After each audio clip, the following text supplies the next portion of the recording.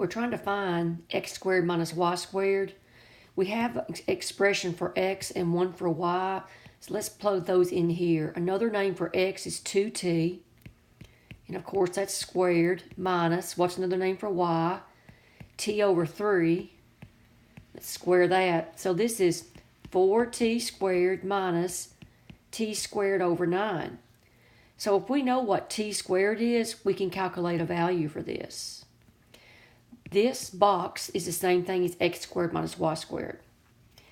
Okay, and the reason I did that is I looked at my answers and they involved t's. In particular, the first one was t squared. So look at your clue 1. It's t squared minus 3 equals 6. T squared equals 9. So if you plug in a 9 here and a 9 here, then you've got a value.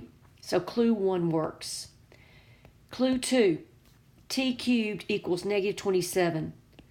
Well, what we can do here is take the cube root of both sides.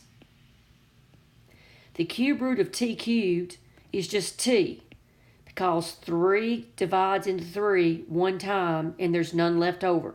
That's why you do not have a radical left on the 11th. What's the cube root of negative 27? Negative 3. You can take the cube root. You can take the odd root of negative numbers, but not the even root. So we know t is negative 3. We can just plug that value in.